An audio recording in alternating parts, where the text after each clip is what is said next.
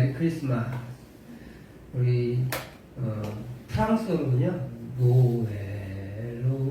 노엘이잖아요. 그 노엘이 성탄절이라는 노래예요. 제가 처음에는 핀란드어인 줄 알았더니 찾아보니까 프랑스어로. 프랑스도 지금은 뭐 이렇게 기독교가 유명하지 않은데 프랑스에 우리가 잘 알고 있는 인물이 한 명 있어요. 존 칼빈. 칼빈 선생님이 프랑스 사람이에요. 원래는 짱 깔뱅인데 미국 사람들이 자기들 마음대로 이름 부른 거야. 그래서 요한 칼빈 혹은 존 칼빈 이렇게 부른 거예요. 요즘은 이제 좀 멋있게 존 칼빈이라고 하겠죠. 원래 짱 깔뱅이에요. 프랑스 사람인데 프랑스 사람이 굉장히 유명했습니다. 그래서 스위스에서 활동을 많이 했긴 했는데 이분이 원래 프랑스 사람이고 프랑스에서 신앙을 공부했습니다. 그러니까 유럽은 그렇게 기독교 문화가 정착이 되어 있었던 거예요. 근데 이 돈이 들어가니까 타락이 일어나고 기독교를 멸시하는 그런 지경까지 이른 거죠. 우리는 매해 이렇게 메리 크리스마스를 노래할 수 있으면 감사해요.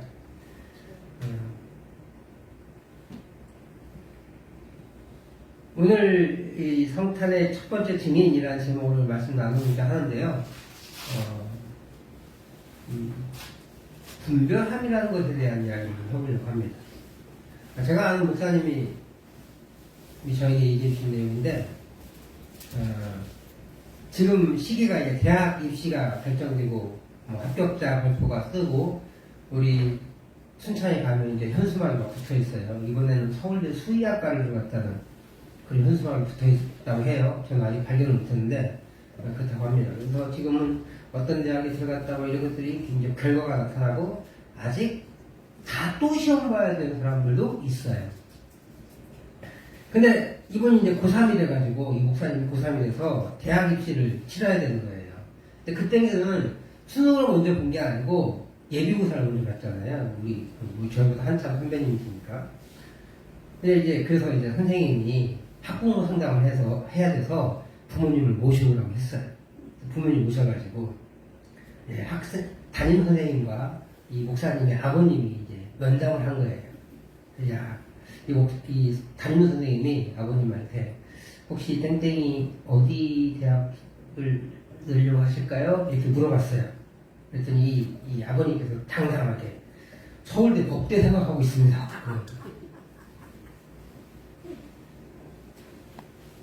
그런데 선생님이 조금 어려워하면서 거기는 좀 어려울 텐데요. 그랬다는 거예요. 아버지께서 이제 그 아버님께서 다시 물으시는 거예요. 아니 왜요? 우리 아이가 전교 1등을 거의 놓치질 않았는데 왜 안 된다는 겁니까? 이 학교 실력이 그것도 안 돼요. 막 이럴 거예요. 따졌어요. 굉장히 소원한 빛을 비치면서 따지시는데 선생님이 하시는 말씀 실화예요. 그럴 리가요. 땡땡이는 점수가 그리 높지 않은데요. 아버지께서 이상하다는 듯이 다시 말씀. 아니요, 매 시험 성적표를 볼 때면 항상 1등이던데요. 그러자 이제 선생님이 그 땡땡이 목사님의 고등학교 3년간 성적표를 보여줍니다. 거의 전교 꼴등인 거예요. 알고 보니까 이 목사님이 고등학교 올라가서 첫 시험을 봤어요. 방친 거예요. 좀 잘 볼 줄 알았어요. 원래 고등학교 올라가면 굉장히 어려워지거든요. 근데 이제 대충 중학교 때까지는 공부 잘하는 사람도 고등학교 올라가면 실력이 나타나요. 중학교 때 공부 잘한 게 도움이 되는데 고등학교 때까지 실력이 유지될 확률이 많지 않아요. 역전되는 경우가 많더라고요. 근데 이분도 그랬던 거예요. 중학교 때까지는 공부를 잘했어. 당연히 1등급 찍고 막 그럴 줄 알았는데, 그래서 중학교 때까지 저런 설렁설렁 공부해보니까 나락 직전까지 간 거예요. 이거 갖다 주면 메타각이다. 해가지고, 그 성적표를 고친 거예요. 어떻게 고쳤는지 모르겠어요. 볼펜으로 썼을 텐데. 볼펜을 녹이는 그게 있대요. 그걸로 했는지, 아니면 칼로 끓였는지. 그렇게 해서 이제 기말고사 잘 보자. 그래서 기말고사를 잘 보려고 열심히 노력했는데 중간고사 5분문이 기말고사를 잘 볼 리가 없는 거예요. 또 고쳤어요. 그 성적표를 그냥 갖다 줄 수가 없어. 또 고친 거예요. 3년간 계속 고친 거예요. 그러니까 이 아버지는 이왕 고친 거 70점, 80점 쓰겠어요? 99점, 98점 이렇게 쓴 거죠. 전교 1등, 양심에 걸리면 3등 이렇게 쓴 거예요. 그래서 이 아버지는 3년간 우리 땡땡이가 늘 상위권, 극상위권에 있는 줄 알았던 거예요. 당연히 서울대 법대를 갈 수 있을 거라 생각하고 서울대 법대 생각하고 있습니다 라고 했는데 학교 선생님이 당황하는 거죠. 그럴 리가요. 왜요? 학교 선생님은 원래 성적표를 가지고 있어요. 아버지는 아들의 성적표가 같지라는 걸 알아보지 못한 거예요. 성적표를 고칠 거라고 상상도 못했을 것이고 또 아들이 공부를 당연히 잘할 줄 알았기 때문에 중학교 때 성적이 있었으니까 고친 성적표를 의심하지 않는 거예요. 작정하고 덤벼대니까 가짜를 분별하기 어려운 거죠. 그리고 지금은 그렇게 가짜가 판을 치고 가짜가 성행을 하는데 그 가짜를 분별하기가 어려운 시대예요. 얼마 전에 조폐공사에서 그 가짜 돈을 감별하는 관리하는 그 직원이 나와가지고 이야기를 하더라고요. 또 5천억 원 수백 장 풀어가지고 그 살았던 그 사람 얘기도 하고 위패라는 그 걸 하는데 웬만하면 모른대요. 그래서 뭐 이렇게 여러 가지 장치들이 있는데 그 장치들을 통해서 이것이 진짜 돈인지 가짜 돈인지 분별한다는 거예요.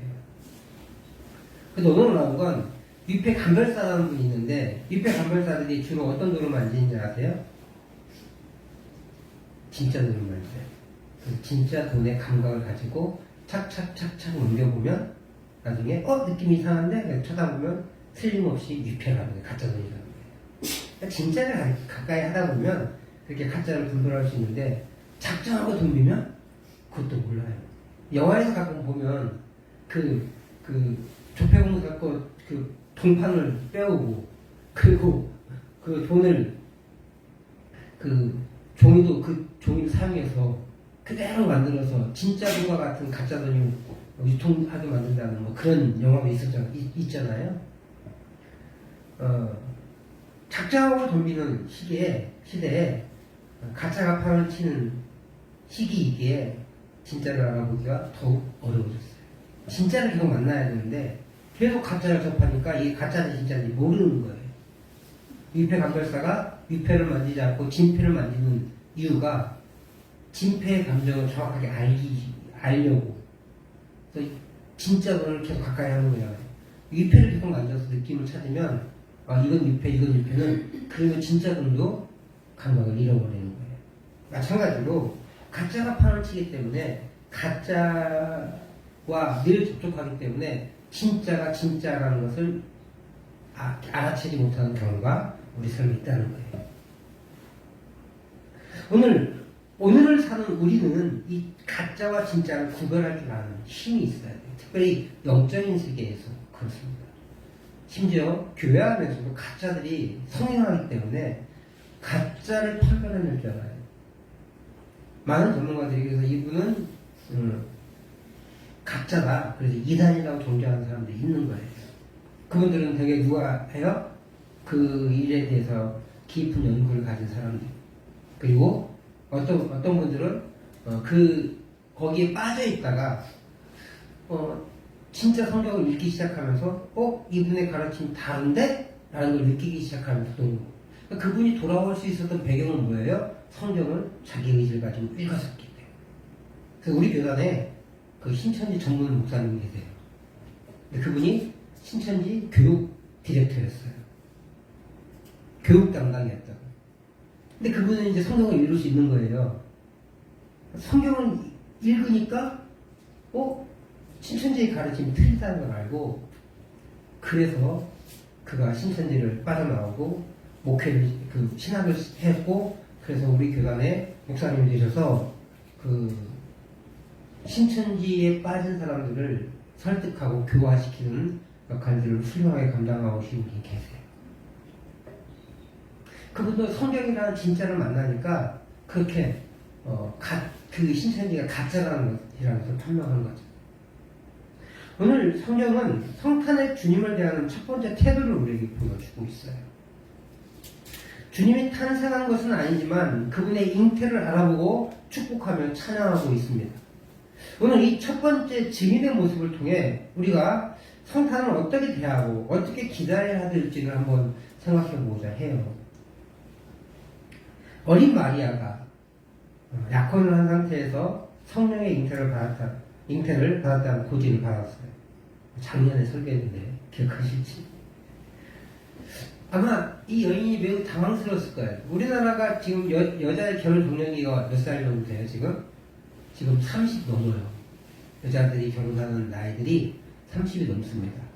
저도 상당히 늦은 편에 결혼했는데, 제가 36에 결혼했는데, 상당히 늦다고 그랬거든요. 늦었다고 생각했는데. 그때 당시에는 30 이전에 남자들이 결혼을 했어요. 제가 결혼할 때만 해도. 그러니까 저도 한 6년 늦은 거잖아요. 근데 지금은 다 제 나이 때 결혼해요. 저보다 제 나이 때 결혼한 사람보다 제 나이 때보다 어린 사람이 오히려 이상해요. 다 제 나이 때 결혼합니다. 남자가 35세 이전에는 결혼할 생각조차도 안 해요. 40 넘어서 결혼하는 사람들도 부지기수입니다. 근데 이 당시에는 여자의 결혼 나이가 우리 현석들에도 됐을 거예요. 좀 이렇게 명문 가문들, 좀 잘 살고 돈 많고 그런 사람들은 자녀들을 12세에서 14세 때 결혼시켰대요. 우리나라 나이로 한 살이나 두 살 플러스 하면 돼요. 그래서 13세에서 15세 사이, 많아도 16세 사이, 우리나라 나이로는 16세. 그러니까 중학교 3학년이면 결혼을 다 시키는 거예요. 중학교 3학년 이전에. 그러니까 중학교 때 결혼을 다 시켜요. 근데 이제 가난한 사람들 있잖아요. 가난한 사람들은 결혼이 좀 늦었대요. 그 사람들은 고등학교 때 결혼이 돼요. 그래서 18세 이전, 즉 우리나라 나이로는 한 19세 이전에 여자들은 다 결혼을 했어요. 사실 그렇잖아요. 우리 권사님들도 되게 19, 20살에 결혼하지 않으셨어요? 그죠? 근데 지금 19, 20살에 결혼하면 욕먹어요. 저 어린 곳을 뭐 한다고 보내냐고.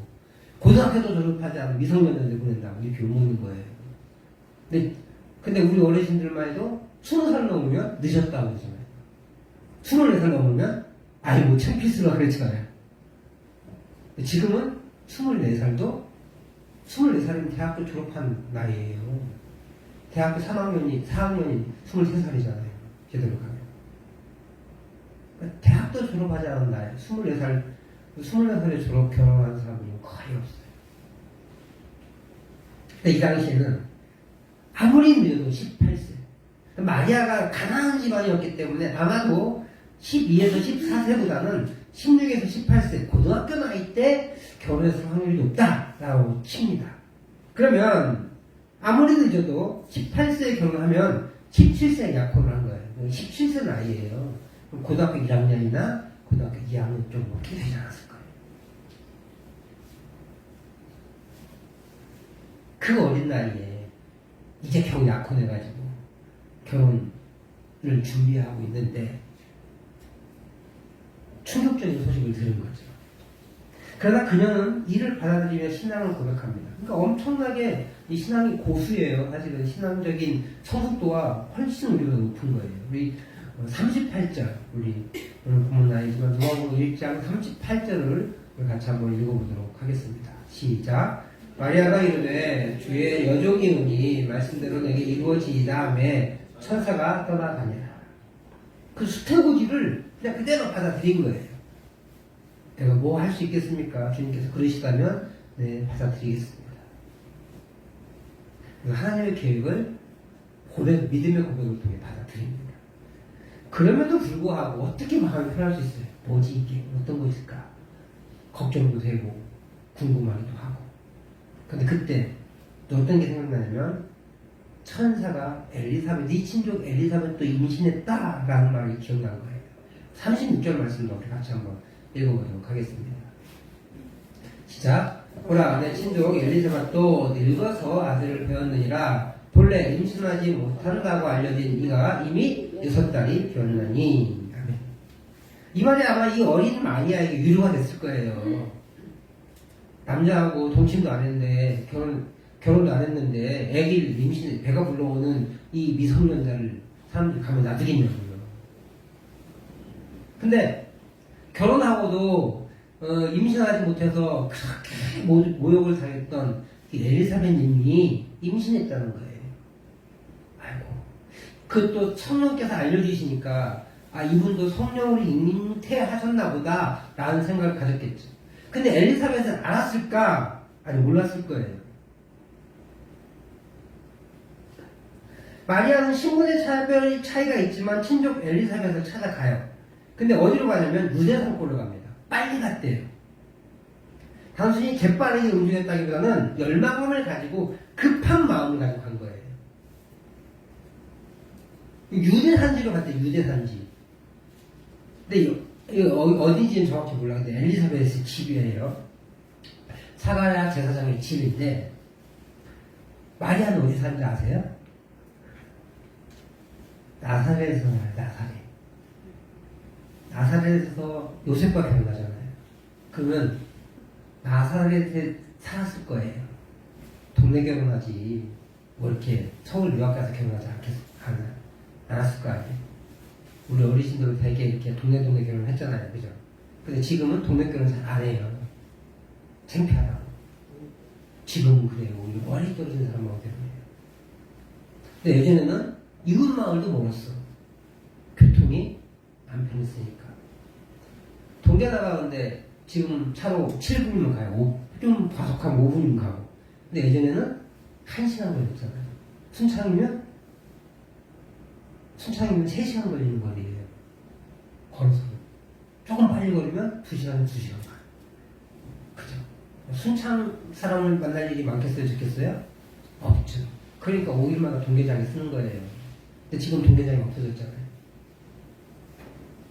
그런 거예요. 마을 사람들이 오래. 근데 나사렛에서 유대까지 얼마나 걸리냐? 한 3일 걸려요. 3일도 열심히 걸어요. 3일 걸려요. 한 100km 떨어지고.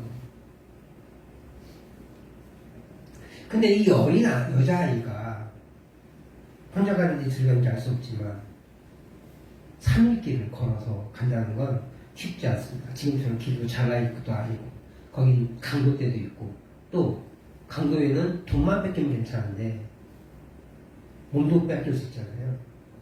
몸이 다칠 수도 있고 여자아이기 때문에 남자들한테 법탈당할 수도 있고 그런 위기가 있는데도 불구하고 100km 넘는 길을 걸어간 거예요. 여기서 한 대전 거리가 100km 정도 돼요. 그러니까 엘리사벳을 알았을까요? 몰랐을까요? 몰랐을 확률이 굉장히 높습니다. 알 길이 없어요. 알 길이. 지금이야 서울 친척들하고도 만나기도 하고 영상도 심지어 미국에 가 계셔도 자주 통화할 수 있고 심지어 얼굴 보고 통화할 수 있잖아요. 근데 이 당시에는 사흘길 뭐 여행할 여력이 어디 있어요. 하루 살기도 먹기도 힘든데 더더군다나 마리아는 가난한 집 여인이었기 때문에 어디 여행 꿈도 못 꾼다. 여자잖아요. 예루살렘에 1년에 한 번씩 1년에 3번씩 최소한 한 번은 가야 되는데 갔겠어요? 안 갔겠어요? 안 가죠. 여자니까. 남자만만 데려갔을 거예요. 그러니까 친척들을 만날 일이 없어요. 더더군다나 나이 차도 많아. 엘리사벳이 나이 많아서 이제 임신을 못한 상태가 됐다고 했으니까 경수가 끊어졌을 거예요. 그럼 최소한 50은 넘었을 거예요. 아무리 늦어도 40은 넘었을 거라고. 나이 차이도 많이 나고 또 가난한 집 아이와 그 제사장은 기본적으로 부자예요.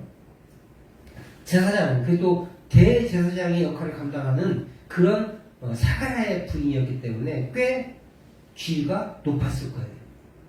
만날 일이 없어요. 만날 일이. 근데 그녀를 찾아갑니다. 단순히 동지를 만나는 정도가 아니라 비밀을 소유하는 사람끼리 위로와 교제와 사명을 감당하는 길을 찾아간 거라 할 수 있을 거예요. 더 놀라운 건 이 엘리사벳이 당황했을 것 같은데 그 당황을 찬양으로 바꾸고 있다는 거예요. 엘리사벳 입장에 보십시오. 어떻게 꾀자지한 여자아이가 찾아왔는데 친족이래요. 생명불식일 확률이 높아요. 어디에서 왔는지조차도 모르지. 10대의 어린 여성, 50대의 나이 많은 여인. 지금 배가 불러가지고 창피해서 무슨 5달 동안 숨어 지낸 그런 상황이거든요.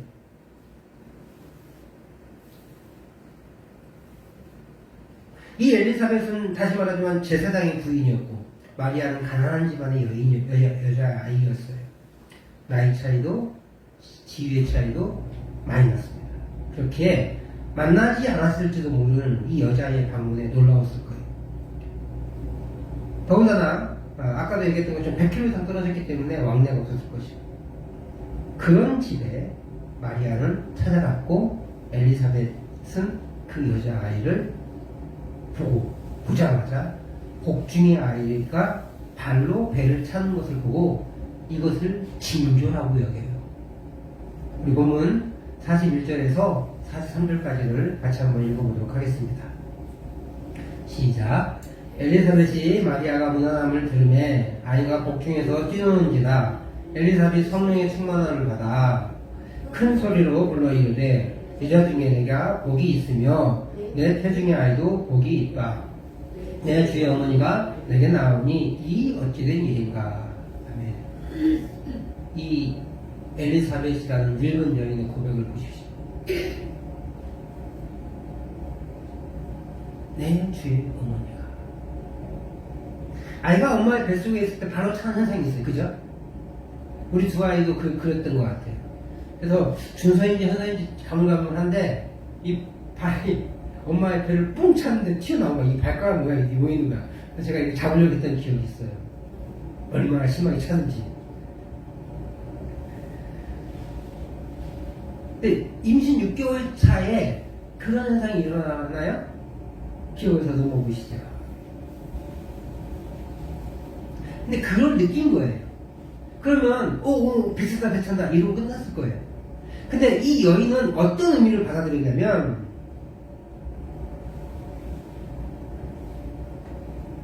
그가 성령에 충만해서 태중의 아이가 나를 발로 차는구나 라고 느낀 거예요. 복중에서 뛰는 것을 기뻐해서 뛰었다는 것을 느낀 거예요. 그래서 성령의 충만함을 받아가지고 네 태중의 아이가, 복중의 아이가, 배 속에 있는 아이가 참 복되다. 근데 어떻게 내 주님의 어머니가 내게 왔냐? 라고 하는 거예요. 어린아이를 대하는 태도가 아니죠. 단순히 어리고 그 가난에 찌든 그 여자아이를 대하는 태도가 아니라 이 어머니로서 존중과 존경의 태도를 대하고 있다는 걸 봐야 돼요. 우리 같으면 어떻게 했어요? 그 얘기를 했어. 나 같은 성령으로 잉태받았대요. 아이고 어떤 이 젊은 것이 어린 것이 몸 관리를 못해가지고 임신한 거야. 피년되지 않았겠냐. 꾀지지 않게 네가 몸 팔았구나라고 이렇게 함부로 판단하지 않았겠냐. 혀를 찼을지도 모르겠어. 말은 못하고 아이고 어린 것이 이랬을지도 모르잖아요. 근데 그렇지만 이 엘리사벳은 마리아의 말이 진심인 줄 깨달았어요. 그것을 믿었어요. 그리고 이 어린 여자아이를 내 주의 어머니가 라고 극존칭 대합니다. 자기보다 30세 아니 많으면 30세 40세 어린 여자아이한테 내 주의 어머니가. 어떻게 이런 일이 가능하냐? 어떻게 가능할까요? 41절 아까 읽었던 41절 말씀에 힌트가 있는데 41절 말씀 다시 한번 읽어보도록 하겠습니다. 시작. 엘리사벳이 마리아가 무난함을 들음에 아이가 복중에서 뛰노는지라 엘리사벳이 성령의 충만함을 받아. 그 순간 성령께서 역사하셔서 이 상황을 정확하게 받아들일 수 있도록 믿게 하신 거예요. 그리고 이 태중의 아이가 뛰어노는 것이 이거 그냥 발차기하고 뛰노는 것이 아니라 하나님 이 아이가 내 뱃속에 이 아이가 이 예수님의 방문을 기뻐하는구나 라는 걸 깨달은 거예요. 그래서 42절 43절의 노래가 흘러나올 수 있었던 거예요. 성령의 충만함을 받아 이 성령의 충만함을 받아서 그렇게 반응할 수 있었다는 것이 성령께서 알게 해주셨기 때문에 그렇습니다. 요한복음 16장 13절에 이렇게 표현되어 있어요. 우리 같이 한번 요한복음 16장 13절 말씀 읽어보도록 하겠습니다. 시작. 그러나 진리의 성령이 오시면 그가 너희를 모든 진리 가운데로 인도하시리니 그가 스스로 말하지 않고 오직 들은 것을 말하며 장래 일을 너희에게 알리시리라. 성령께서 가르치시는 거예요. 여기에서는 특별히 이제 미래에 대한 이야기에 대한 그 예수님의 가르침이시긴 하지만 성령께서 역사 중에 하나가 깨닫게 하신다는 거예요. 깨닫게 하신다는 거예요. 진리의 성령께서 알게 하시는 거예요.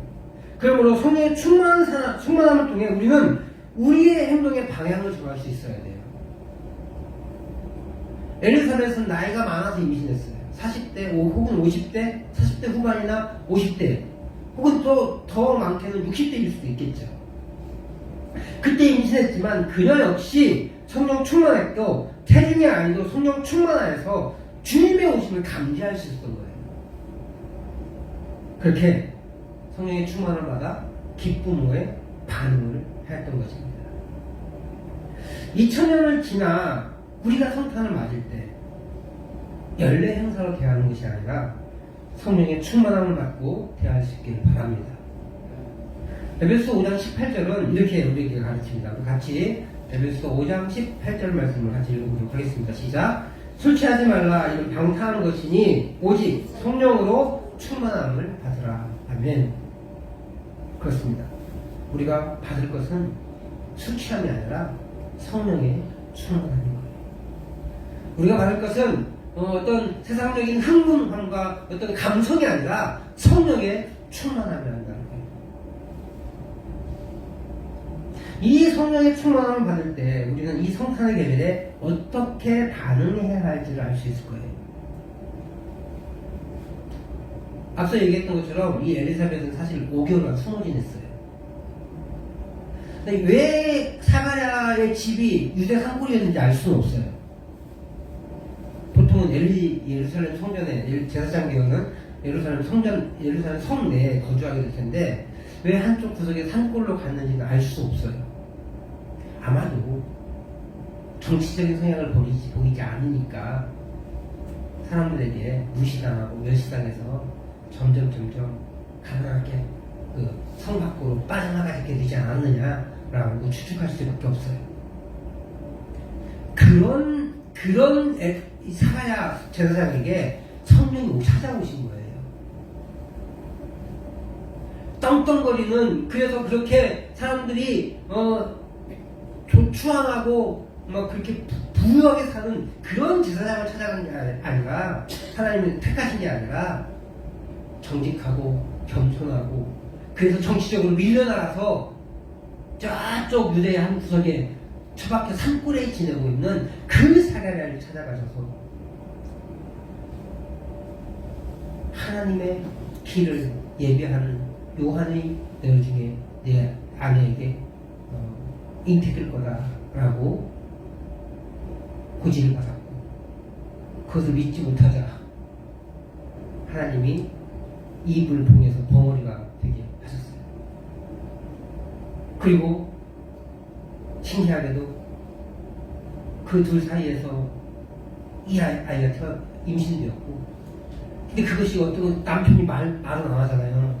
이 상황이 뭔지 모르잖아요. 엘리사벳은 나이 먹어가지고 우세스럽게 그잖아요. 그제서 이렇게 이게 어떻게 된 상황이 모르니까 5개월 동안 아무것도 못하고 집안에 두문분출 집안에 숨어 있었던 거예요. 그때 마리아가 찾아왔는데 뱃속 아이가 뛰어든 거예요. 그때 그때 깨달은 거죠. 엘리사벳. 아, 이 아이가 복중에서 이 여인의 방문을 반가워하는구나, 기뻐하는구나. 그걸 깨달은 거예요. 그 깨달음을 누가 주셨어요? 성령께서 주시고. 엘리사벳은 불임으로 수치를 당했습니다. 반면 마리아는 이제 이 임신을 통해서 수치를 당해야 해요. 결혼 안 한 처녀가 임신했다는 것은 사형을 당할 수도 있었어요. 그러나 이 모든 역경을 견딜 힘이 있었고 하나님의 일을 올바르게 대하는 힘이 있었어요. 바로 성령 충만했기 때문에 그렇습니다. 성령 충만하다는 말을 한국 교회 성도들은 오해하는 경우가 많아요. 방언 기도를 하고 예언을 하고 병 고치는 은사를 행하는 것을 성령 충만이라고 착각합니다.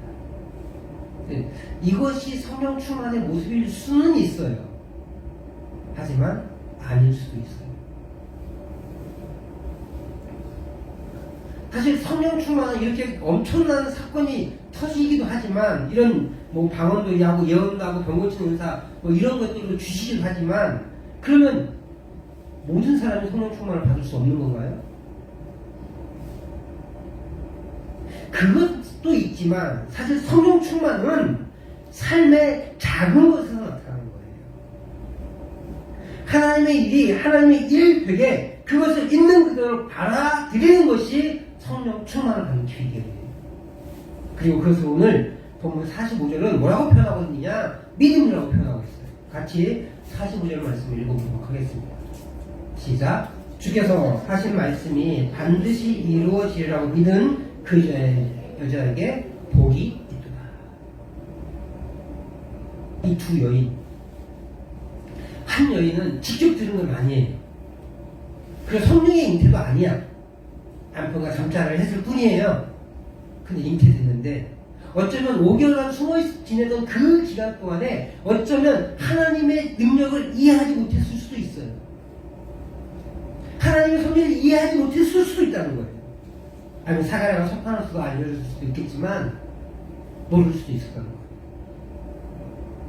그래서 엘리사벳은 기도했을 거예요. 주님 이게 무슨 뜻입니까? 그동안 그렇게 기도해도 안 들어주시더니 이제 와서요. 나이가 이렇게 많은데요. 이랬을지도 모르죠. 마리아 역시 자신은 남자를 알지 못하고 약혼한 상태인데 임신이라니 청천벽력이잖아요. 근데 뒤에 계집점이 오니 뒤에 뜻대로 이루어지리라 라고 믿음, 그 믿음이 복이 되는 거예요. 근데 여러분 생각해보세요. 임신 자체가 지금 마리아에게 복이 아니에요. 이제 어떻게 잘못하면 돌 맞아 죽을 수도 있고요. 얼마나 수모를 당해야 되는지 뚫고 나갈 힘이 너무 힘든 거예요. 아마도 이 엘리사벳과 마리아는 3개월간 같이 있었는데 3개월간 같이 있으면 이제 엘리사벳이 출산이 다가온 거잖아요. 막 출산하고 나서인지 아니면 출산 직전에 고향으로 돌아간 것 같아요.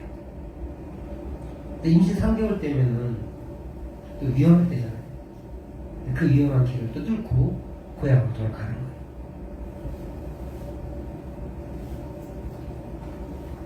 수치를 당했던 여인, 그리고 앞으로 수치를 당해야 하는 여인이 만나 자신에게 생긴 일이 반드시 이루어질 것이라는 믿음을 가지고 그 일을 받아들여 복을 누리는 사람이 된 거예요. 그러니까 지금의 수치를, 지금의 어려움들, 그리고 지금까지 당해왔던 그 많은 어려움들, 그것을 통해 우리가 예수를 알고 예수를 믿고 예수를 받아들였다면 그것이 복이 될 줄 믿습니다. 성탄의 첫 번째 증인, 바로 이렇게 수치를 당했던 한 여인 엘리사벳이었어요. 아직 주님이 이 땅에 오신 것은 아니지만 그렇게 복중의 아이와 이 여인 엘리사벳은 성령의 충만을 통해 성탄의 증인이 될 수 있었던 거예요. 바라기는 우리 구민중앙교회 성도님들도 그렇게 성령의 충만을 받아 성탄의 참된 증인이 될 수 있기를 축복합니다. 역사적으로 첫 번째 증인이 될 수는 없죠. 이미 2000년이 흘러 지났으니까. 근데 내가 전한 복음을 들은 사람에게는 내가 첫 번째 성탄의 증인이지 않겠어요? 그렇게 내 이웃에게 성탄의 첫 번째 증인이 되는 성령 충만한 그런 계절이 되시길 다시 한번 주의 이름으로 축복합니다.